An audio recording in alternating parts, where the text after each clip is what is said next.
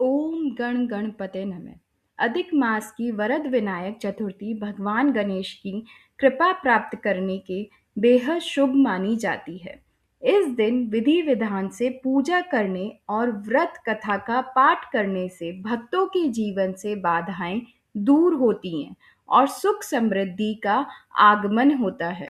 पौराणिक कथा के अनुसार एक बार भगवान शिव तथा माता पार्वती नर्मदा नदी के किनारे बैठे थे। वहां माता पार्वती ने भगवान शिव से समय व्यतीत करने के लिए चौपड़ खेलने को कहा। शिव चौपड़ खेलने के लिए तैयार हो गए, परंतु इस खेल में हार जीत का फैसला कौन करेगा, यह प्रश्न उनके समक्ष उठा।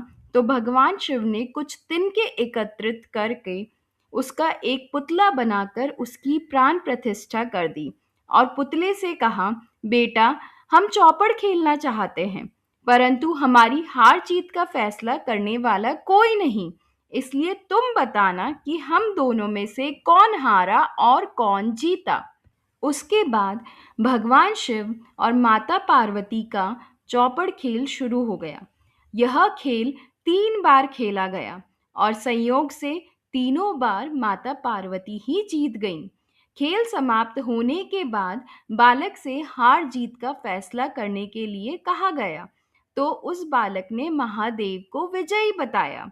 यह सुनकर माता पार्वती क्रोधित हो गईं और क्रोध में उन्होंने बालक को लंगड़ा होने और कीचड़ में पड़े रहने का श्राप दिया।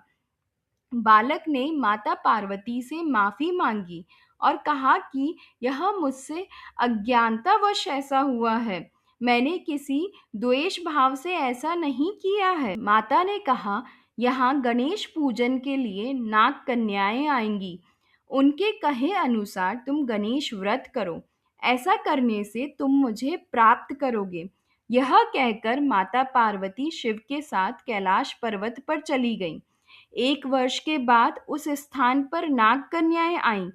तब नाग कन्याओं से श्री गणेश के व्रत की विधि मालूम करने पर उस बालक ने 21 दिन लगातार गणेश जी का व्रत किया।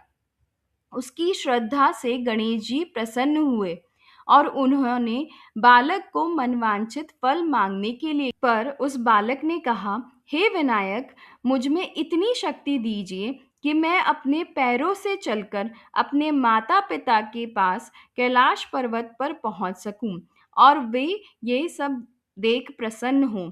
तब बालक को वरदान देकर श्री गणेश जी अंतर ध्यान हो गए। इसके बाद वह बालक कैलाश पर्वत पर पहुंच गया और कैलाश पर्वत पर पहुंचने की अपनी कथा उसने भगवान शिव को सुनाई।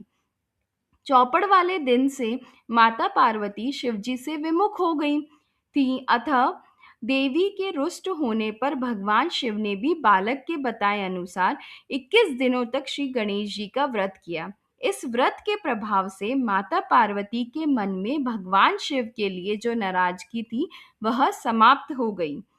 तब तब यह व्रत विधि भगवान शंकर ने माता पार्वती को बताई। यह सुनकर माता पार्वती के मन में भी अपने पुत्र कार्तिकेय से मिलने की इच्छा जागृत हुई। तब माता पार्वती ने भी 21 दिन तक श्री गणेश का व्रत किया तथा दुर्वा फूल और लड्डुओं से गणेश जी का पूजन अर्चन किया। व्रत के 21वें दिन कार्तिकेय स्वयं माता पार्वती से मिलने आए। इस कथा से स्पष्ट होता है कि विनायक चतुर्थी का व्रत ईश्वर से जुड़ने और अपने जीवन की कठिनाइयों को दूर करने का साधन है।